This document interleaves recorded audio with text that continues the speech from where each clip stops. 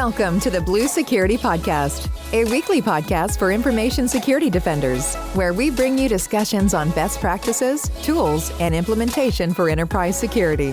Now, here are your hosts for today's show, Andy Jha and Adam Brewer. Welcome to another episode of the Blue Security Podcast. I'm Andy, your host. And I'm Adam, your co-host. It's been a while since we've recorded, and so I hope everyone had a great Christmas and holiday season. We'll be releasing this episode on the 1st of January, so Happy New Year to our listeners. Today we're going to be talking about what we learned in cybersecurity this last year based on some of the attacks and some of the trends that have been going on. So first, I just wanted to talk about real quick the breach that OCTA had. And this was the third breach that they had in 2022. Their private GitHub repositories were hacked and the source code was stolen. Now, they haven't disclosed how the attackers got into the system, so I'm really curious if they will do that after a little post-mortem, because I think, again, it's good for all of us to understand how attackers are getting in. So we know that breaches will happen. We're not going to fault OCTA for it, but we do want to figure out if our GitHub repositories or our systems are vulnerable to the same types of attacks. So hopefully they do some sort of post-mortem and let us know. They did tell their customers that no customer data was impacted, and I know that their government customers also weren't affected at all. Upon the breach, OCTA restricted access to their GitHub after they were notified by GitHub, and then suspended any integrations with third-party applications. While the source code itself is not where they guarantee security or really look at security, exposed source code can have some impact on organizations. So we do want to make sure that OCTA is up on this and kind of follow the news, and hopefully, they'll come out with any other information that they might have. But you could expose inner workings of the software that might lead to vulnerabilities. There's also possibilities that, developers might have embedded or hard-coded passwords or secrets into the source code, and that, of course, is a bad practice, but we know that that does happen. So source code itself doesn't really have any super impact on the actual security inner workings of the product itself, but it can lead to security vulnerabilities that can be exploited at a later date. So we'll keep following it and make sure if there's anything that our listeners need to pay attention to, we'll update you. As a reminder, Andy and I both work for Microsoft, although not in product development. We work in our field sales organization, and Microsoft has had source code that has been accessed in the past, actually in 2022. And Microsoft's response generally has been that the security of our products, and I'm speaking about Microsoft, not about OCTA, is not reliant on the secrecy of source code, in that products that are secure by design and assume that the source code could be compromised don't rely on that for the security of the product. I assume, OCTA being a sophisticated, excellent identity provider, that they operate on a similar principle. However, Andy did highlight some of the ways that even with the best intentions and best practices, it is possible, like you said, API keys, hard-coded passwords, other things could be included in source, as well as, again, maybe things that could be more strongly implemented. So it's not necessarily a huge security concern, but it's something worth keeping an eye on and following the story as it continues to unfold. So just want to point that out there, that we're not being hypocritical, and in fact really giving OCTA the benefit of the doubt here that they operate under a similar model that assumes the source code secrecy could be compromised at any point, and that the security of the OCTA platform is not dependent on nobody ever seeing their source code. Exactly. And speaking of the breach that Microsoft had with the source code, it actually is a good segue into our next topic, which is Lapsis. I wanted to highlight Lapsis as kind of a review of 2022 because they were very, very prevalent in a lot of the attacks. including earlier this year, they were successful in attacking OCTA, Uber, NVIDIA, Samsung, Microsoft, as we said, T-Mobile, and Ubisoft, and the list goes on. There were plenty of other ones that they compromised, and this group specializes in large-scale social engineering and extortion campaigns, and specifically, they do it without having to deploy any ransomware. And so that is something that we haven't seen at this level, and it was very prevalent and kind of shocking. Well, not shocking, but just took a lot of organizations by surprise, I should say, in 2022. A lot of their attack vectors were kind of things that we have talked about over the years, but maybe let slip a little bit, like phishing. And then they came out with MFA bombing techniques, smishing or SMS phishing, and then SIM swap, which was, we're all aware of some of these risks, but maybe have let them lapse or not really thought that they were a huge risk to our organization. And then Lapsis took advantage of them through social engineering. I think the prevalence of the catchphrase, if you will, for lack of a better word, that attackers don't break in, they log in, was a lot to do with Lapsis's techniques over the past year. Lapsis really took advantage of weaknesses in social engineering and in sometimes even outright bribery of employees that felt like they weren't being paid fairly or weren't being taken care of. Go find those disgruntled workers and have them open the back door for you, proverbially speaking, and now you have a foothold in the environment. And that's a lot of what Lapsis did. It wasn't any sort of 0 days or any of that. It was much simpler. It's just, hey, find somebody who's disgruntled who will open the back door and leave it unlocked. Exactly. Some of the things that, if I was in an organization right now as a security architect, that I would focus on, kind of looking at the trends over this last year. Obviously, if my organization is not implemented MFA, I would look at that right away. And anyone who's listening to the show obviously knows that. But then, of course, MFA strength is the new thing where we wanted to really try to get rid of SMS and phone-based MFA to reduce the risk of that SIM jacking or even phishing over the phone or SMS phishing. And then getting rid of that simple push, right? The MFA bombing where you keep on logging in and the user keeps on getting that push, and then the user's just annoyed and then they just hit OK. Move to number matching, which is a little bit more phish resistant than the simple push. And then, of course, if you're an avid listener, of course, passwordless authentication. And then for critical systems or users, you can use phish-resistant MFA like FIDO2 or Windows Hello for Business to get logged into those. I think that's a good call out, just talking about strengthening MFA in particular. And I look at it on the maturity curve of the story used to be deploy any MFA. It's better than nothing. And I think we've reached, although not 100% by any means, in fact, we at Microsoft have some really scary data about the number of admin accounts that are still not secured with MFA or even user accounts. But I think we've hit a point in the maturity curve where now it's time to up our MFA maturity and move to these phish-resistant models as much as possible, or at least these more secure types of MFA. That's kind of the next step. And again, MFA, I had, forget who put it this way. I bet it was, I'm blanking on the name, a gentleman in our identity org, but pointed out that MFA is not like a solution. MFA is a mitigation against the weakness and problems with passwords. So password plus MFA is not a desirable end state. It is a transition technology to get us to passwordless, to get us to truly phish-resistant methods of login. So don't think of MFA as a destination. Think of it as a mitigation along your path. It's protection as you're trying to get to the actual desired end state.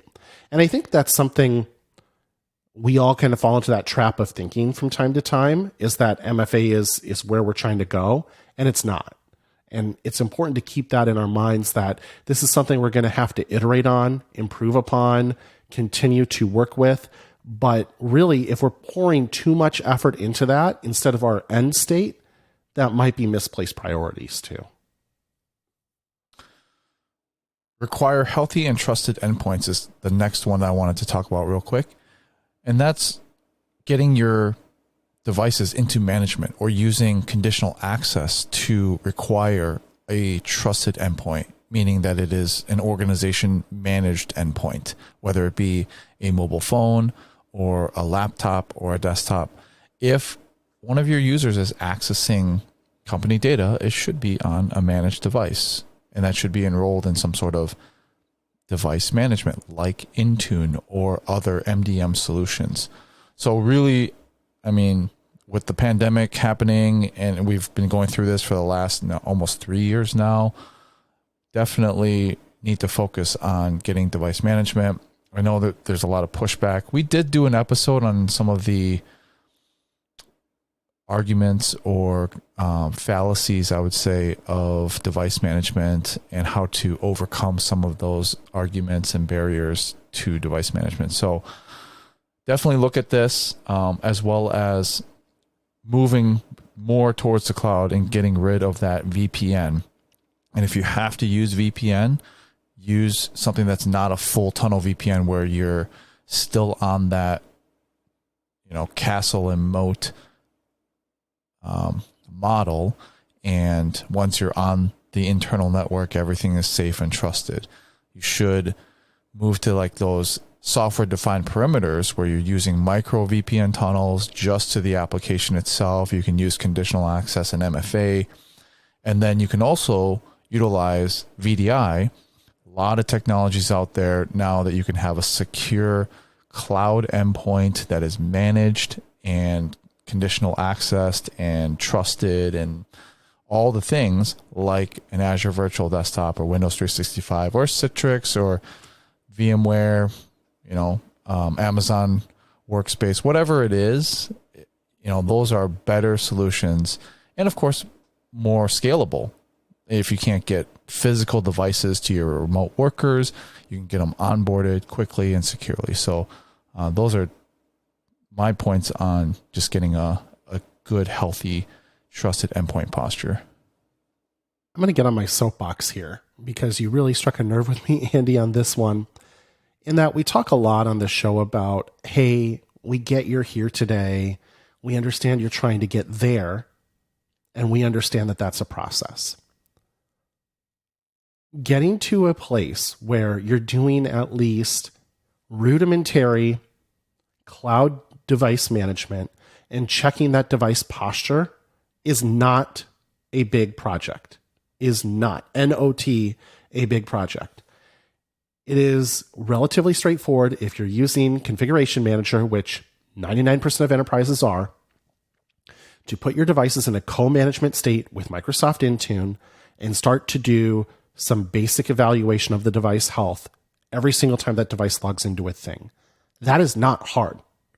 And it is astounding to me how many organizations still are not to that level of maturity. This is still, even though this has been out for years now, and you had Brad Anderson talking about it so eloquently, almost unheard of in most organizations. They might be doing it on their mobile devices. They're doing it on iOS and Android and have been for years. And yet they haven't been able to take that leap and do it with their Windows devices. And honestly, this is a failure of our Windows device management. And this is why the Windows experience for so many people is so terrible. I remember when I got to Microsoft in early 2017 and I got my Surface Book 1. Now that device already was a 1.5 year old device when I got it. It had been introduced in fall of 2015. And this thing screamed. It was so fast. And I had used Windows 10 a little bit in my past orgs, and they turned off everything cool about it, stripped down everything interesting about it. And, you had 9 different agents fighting for everything. And the experience was terrible. Like, enterprise IT always was terrible. Like, every device I ever was given was a hunk of plastic that weighed 1 million pounds, took 5 minutes to boot up, blue screened on an intermittent basis. It was just miserable. And so people get this perception like Windows sucks, blah, blah, blah. And it's amazing to me that we've evolved as security in so many ways. I've seen so much improvement over my years in this business this is an area, honestly, that I'd say most enterprises have failed to modernize. And I don't know if it's the folks that sit in those roles are really resistant to change. I don't know if because it's such a broad thing in the company that there's a inertia against action. But the time has come, folks. If you're listening to this show, if your devices are not co-managed, that needs to be a big priority in 2023. And I would like to see and challenge all of our listeners that your Windows devices are co-managed and that you are doing at least some basic conditional access policy checking of your Windows devices by mid-year. There's no cost associated with any of that if you're on E3 or higher, which 90% of enterprises have at least. And it's just honestly like it's not excusable anymore because we're not asking you to change anything. You can still do your image deployment. You can still ship everything to your main corporate office and unbox everything and image it and put it back in a box and drop ship it and waste money and do all that crap that you shouldn't be doing. And we've talked about with autopilot and all that. But if you don't want to change anything, you don't have to, and you can get to co-management and conditional access, looking at a trusted, healthy device in real time, every time that device tries to do something. And the time has come to do that.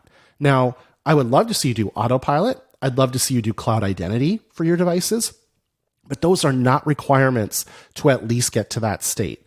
I'm not asking you to change anything. I'm asking you to simply co-manage your devices, which changes nothing. And I'm asking you to put in a basic compliance policy on your Windows devices and check for it when it signs into a thing.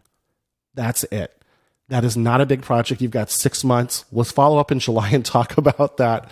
My challenge to the listeners, just because again, we try to be gracious and say, hey, we know you got a lot of priorities. You got a lot going on. Like, I get it. I know that. But this is something that keeps getting kicked down the road. And it is so straightforward to implement and at least get to a reasonably healthier state in a hurry. So please do this. Please get there and start at least this process. It's time in 2023 to get this done. Yeah, and just to be a little bit more specific before we move on to the next point, if you're domain managed devices, you can move that to hybrid Azure AD joined very easily. And so that's your first step. And then the second one would be spinning up a conditional access rule using the condition that is hybrid Azure AD joined. And that's very basic. That's where you would start. That's a very basic thing. And if you're using SCCM, you can use an Intune compliance policy and pull from SCCM to Intune to say, hey, check SCCM's compliance policy in order to look at these hybrid Azure AD joined devices. So again, you don't have to change a lot. Like Adam said, there's nothing that you have to implement. Nothing's going to impact the users. First, get the devices to hybrid Azure AD join, which is a flip of a switch. And then the next one is conditional access. And at least that way, for your Windows devices, they have to be hybrid Azure AD joined. Now, if you're allowing users to use their own devices, that will impact it. So you may have to do some exceptions there and whatnot. But the majority of your org, if you're on domain joined devices, will probably be on domain joined devices. Get this rule in place. And I will say, to be fair, Andy, and that was great extra color to what I was saying, most orgs have implemented hybrid Azure AD join. I see that. Again, I'm painting with a broad brush, but I'm going to say 85, 90% have done that. It's very rare I talk to a customer like, yeah, we're not even hybrid joined. But I'm saying take that next step, flip that switch for co-management. I mean, we used to say it was like just 4 clicks or something. Brad had a hashtag back in the day. And actually start doing like cloud-based condition checking. But you're right, even if you don't want to go to that point, just check against your configuration manager compliance policies. And that's literally a checkbox. So there are ways to do this. Again, no user impact, no change to your existing process, no change to your imaging or deployment or anything else. You can do this, and this significantly hardens your state, because if you're looking for a managed device, it breaks so many of these machine in the middle attacks for MFA.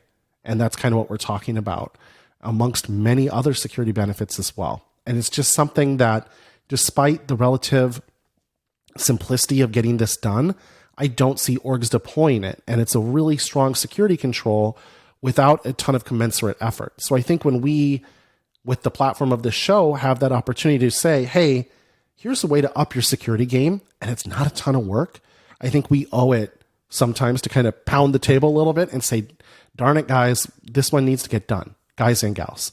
And that's kind of where I'm at on this one, because it's honestly been like 5 years and I haven't seen a lot of movement on this. So that's why I'm getting a little fired up and on the soapbox on that one. So our next one is really just talking about people in general. You want to make sure that your IT teams, your security teams are skilling up. I would really focus on education, and that plays two parts. Number one, you are investing in your employees, and they're gaining knowledge and hopefully will use that knowledge to stay at the company. And they also feel like they are getting invested in from the company. And so they're more likely to stay.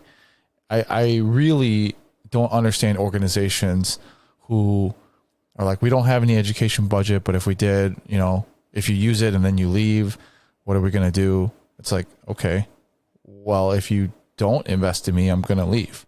So, really look at educating and having a budget to get that training for your employees, as well as educating users through campaigns, security champions. We had a whole show on security champions, being able to, if you have a large organization, using those folks to be kind of the second hand knowledge from the security shop, and then you can use those guys to be the champions within each individual business group. And then just taking a holistic approach to cybersecurity. Reading through that Microsoft Insider Risk Report really opened my eyes, because it's so simple that, just like Adam said, Lapsis has been picking off disgruntled employees, paying them money to provide a password or a secret or a backdoor into the organization. Mitigating insider risk is really a holistic approach where you're not just looking at the tools, but you're also looking at HR policies, pay, vacation, making sure that your employees are happy, because happy employees generally don't, perform malicious activity against the company that they're working for. So not just technology, people and processes, and then focusing on basics like patching and cyber hygiene. We just had a show with Adam Nichols on Microsoft Auto Patch. We've talked about patching quite a bit. We talk about it because a lot of times when we talk to customers, they don't have that down still. And it's shocking, but it's one of the basic things. I think one interesting point when we talked about that insider risk report, and I didn't make the point at the time, but it occurred to me today, Microsoft sells an insider risk management solution. And here's a company who sells a product and would love to sell it to your organization, by the way, saying it's bigger than just technology. That should be really resonant with you in terms of that threat of insider risk, and looking at the success record of Lapsis, how critical this is, and that you're not just going to solve it by implementing a tool, because the company that sells a tool is saying you need more than the tool, right? Now, that doesn't mean I don't think you should make investment in strategic tools where it makes sense, but again, everything's interconnected. And that's a really good point, Andy, that HR should have a seat at the table in this. How do we create happier, more engaged employees? How do we find signals of disgruntlement and act on them early? Those are mostly like HR processes that need to be fine-tuned to manage that. And they need to be very active in helping with that role. And that shouldn't be new to them, because there are similar concerns with that in other industries, in finance in particular. You have different financial companies, as an example, have mandatory time off just as a fraud mechanism to see like, hey, so-and-so from the bank took a week off from work and all of a sudden money stopped disappearing. Well, that's interesting, So they're used to having a role in protecting the operations of the company with some of their processes and procedures. And this shouldn't be new to them, but just a new area, but not a new concept. And just thinking about like keeping employees happy. I have been talking with some of my friends over this holiday season, and some of them have taken vacation. And while I've been talking to them, like, oh man, work emailed me and I got to respond to this. I'm like, you're on vacation. You know, that's company culture. And that's something that is stressful to employees. Like if they're on vacation, they should be on vacation. They shouldn't be answering emails. I remember at one company, there was a person who was the only expert in that particular system. He was on maternity leave and something happened and we had to interrupt paternity leave. We had to interrupt his paternity leave in order to contact him and make sure that we could restore the system due to the emergency. I mean, make sure that there's documentation, make sure that there's other employees trained on the system so that they can cover for them. You know, that those are basic things that even you can take care of at your level. If you're a single manager or an individual contributor, we need to, you know, those things are not dependent on HR to make an employee happy. That's just simple team culture, company culture. Yeah, I mean, that's a good point. Even as an IC, you can raise your hand and say, I'm the only one who knows this, and that's bad. So manager, skip level, whomever, what's our skilling plan to make sure we've developed a good backup? Not just like somebody who can keep the lights on, but understands the inner workings of the system. Because when you have a catastrophic failure, knowing that like, oh, I just push this button and do this thing and it's fine, like that's not helpful enough knowledge to meaningfully contribute. And so you're still going to have to call the SME. Exactly. Which is you. So that's how you can help yourself. Yes.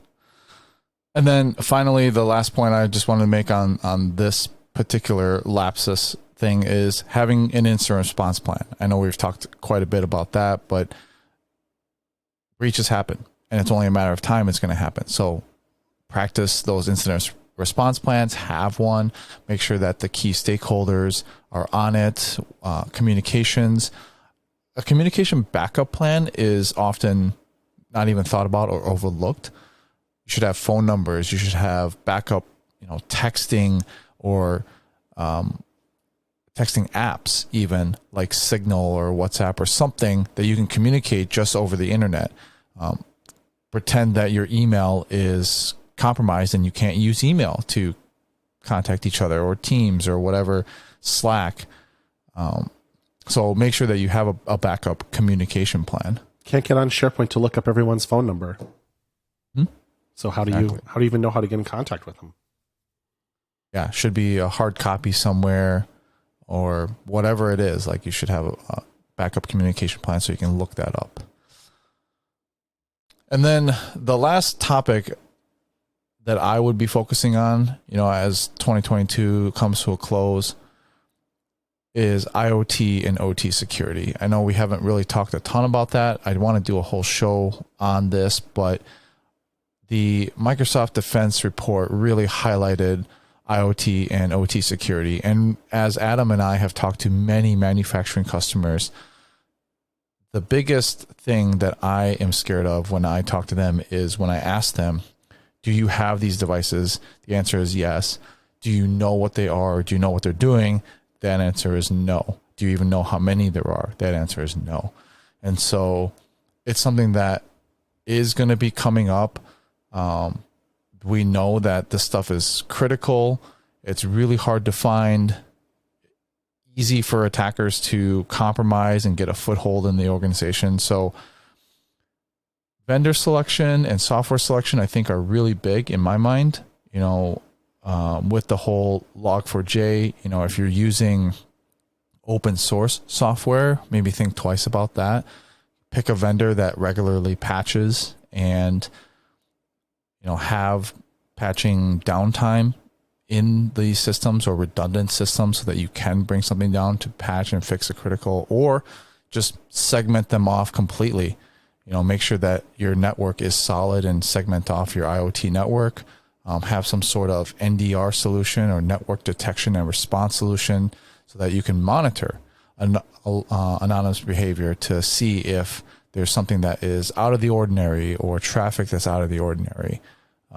So those are things. And again, we'll talk about a whole show on IoT security, but I do want to just mention that if it was me and I'm looking forward into projects into 2023, I'd focus on the things that we talked about previously with the Lapsis stuff, as well as at least starting with getting an inventory of what I have for IoT and OT. I would agree. And it's one of the unique vantage points we get from our communications with different enterprises. And again, Andy, you touched on, we mostly cover manufacturing customers. And I agree that we so frequently ask them, hey, how are you securing your IoT or OT environments? And we get the deer in headlights look. And these are really smart people. These are leaders. We're talking to CISOs. We're talking to VPs. And I mean, they basically kind of give you the shoulder shrug. They're like, I don't know. We don't have visibility into that, or operations won't let us have a seat at the table, or nobody's kind of figured out who's responsible for it, or operations says they got this. And it's a variety of answers, but never the answer is, oh yeah, we're super buttoned up on that. And believe me, if there's one thing security people like to crow about, it's how buttoned up they are and stuff. They love to tell me like, oh, completely got that under control, Adam. I don't need you. I don't need Microsoft. I don't need anyone. I'm, got security figured out. We're good. And when I ask them about OT, their tone changes real quick. And so I'd say across the board, huge opportunity to invest, to get a plan on who's responsible for it, who's covering it, how we're protecting it, how are we inventorying it, to Andy's point, and moving forward with that. And it's one of those things where, yeah, we do sell and Defender for IoT product, but it really comes from we know darn well this is a entry point for the bad guys. We know these are usually poorly secured. We know this is an area of significant risk, and we know from talking to customers, they're not doing enough about it yet. And again, I get there's organizational, people, business challenges with doing that, because all those IoT and OT sensors, that's how they make money. When those go down, the printing press of money stops. And I get that, but it's going to stop a lot longer if it's involved in a security incident. So it's definitely, as 2023 dawns, an area I'd like to see my customers and all our listeners of the show invest more deeply in and start getting a handle on. And that's basically, kicking off our new year and wrapping up 2022. So hopefully you have some good projects lined up. Most companies are starting a new fiscal year and you got some budget. Take a look at some of these things that we talked about and put some time aside or some money aside to try to implement these things if you have not. That's our show for this week. Thanks for watching and listening as always. Our contact information will be in the show notes if you have any questions or topics you want us to talk about on the future shows. Thanks. We'll talk to you guys next week. Thank you for listening to the Blue Security Podcast. Please check out the show notes, catch up on episodes you may have missed, and subscribe so you don't miss any future episodes. Find Andy on Twitter @AJaw0 and Adam @AJ Brewer. See you at our next episode.